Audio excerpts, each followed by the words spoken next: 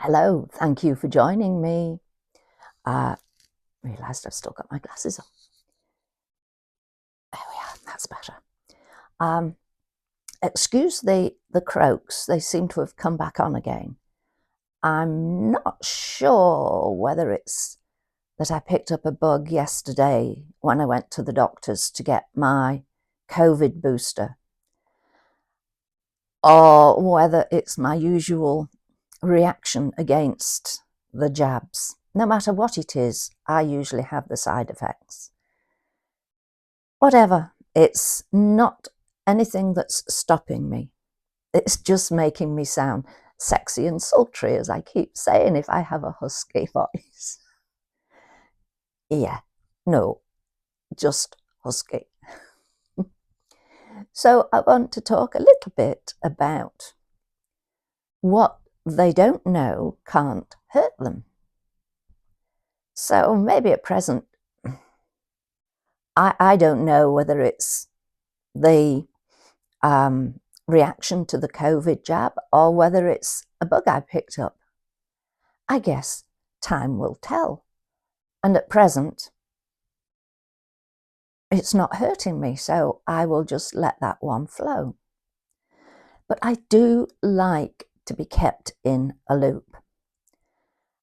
I don't like it when I am this thing, this person to whom things are done.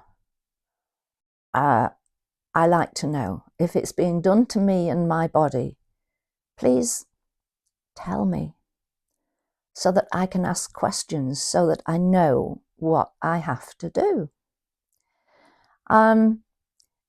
Some people don't like asking questions. I remember, gosh, I had a hysterectomy at the age of 38 and lived over in Boston in Lincolnshire at the time.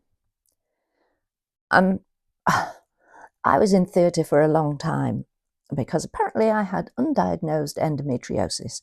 Yeehaw! But the two ladies on either side of me, they were through much quicker. And we're talking about the days here before keyhole surgery. And one of them happened to say, now this is going to be interesting to see if YouTube go, no. One of them happened to say, I suppose this will upset my, let's say, monthly cycle. Might get away with it that way. So I said, you had the same as me, didn't you? Yep. It was explained to you, wasn't it? And you had to sign. Well, I didn't understand what he was saying, so I just signed. And I thought, oh my giddy aunt, she could have signed her life away. She could be expecting to go on and have more children. Ugh. So I got out a piece of paper and a pencil, drew a diagram, and showed her what had been taken, and therefore why things were going to change. And at this point, the lady on the other side said, oh, so will it be the same for me? Do you know, I found that really scary, that grown women had signed for what's a big operation without knowing the facts, without knowing the consequences. Surely in those cases you have to know. Okay, you might not know all of the ins and outs because you never really know what's going to be found once they actually dig in there. Ugh, that sounds pretty awful. But I would certainly have wanted to know. There are occasions when I've preferred not to know. We as a family were going to America using staff travel, and I had been ill. Nothing new there. In fact, it was probably related to the aforementioned operation. And I heard my husband say to the boys, don't tell your mother. Oh, so ears pricked up instantly. Don't tell your mother, but we're going via Dallas. Okay. Now, Our aim wasn't to reach Dallas, our aim was to reach the east coast of America, or somewhere just in from the east coast. So that wasn't the best of news. And I thought, now, do I let them get away with it till we get to the airport? I thought, no. Okay, guys, what is going on?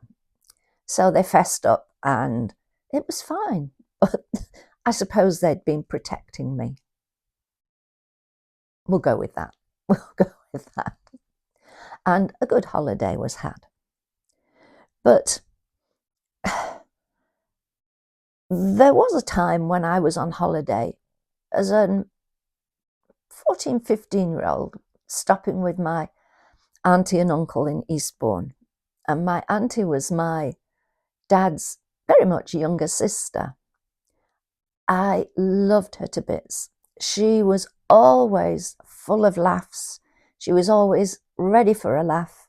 She was an amazing cook, and she was just a lovely person to be around. And my friend had come with me, and we saw advertised a group back in those days, was called the Animals, and they were performing at a club in Brighton, which is just along the coast, well, not far along the coast from Eastbourne. So we were mumbling, oh, wouldn't it have been great to go and see them? Oh, I've never been to anything like that. And my auntie overheard us and she said, well, why don't you go? So we said, well, A, we couldn't get there, and B, our mums and dads wouldn't like it.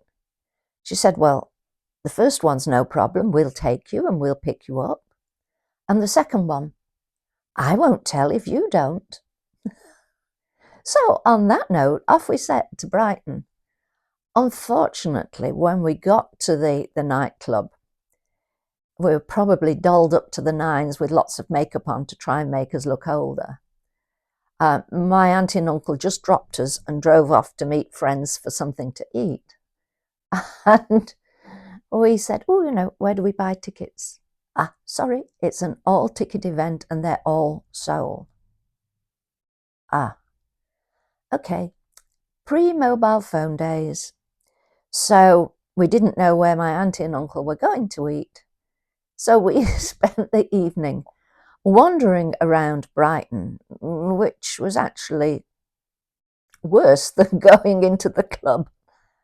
But we never told our parents. And when my auntie and uncle picked us up, first of all, they laughed and then held their hands up in horror. So you've just been wandering around? Yes. Whoops.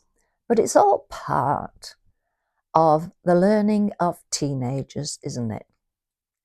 I'm sure I probably did other things, and I know for certain that my sons will have done things that they have never mentioned to me. Some I've found out about through their friends, dropping them in it. But I should imagine there's a lot that's gone under the radar. So on that note, have a think. What do you think about, I keep thinking of it and forgetting it. What they don't know doesn't matter. I think it depends on individual circumstances, as do so many things in life. There's no general rule of thumb.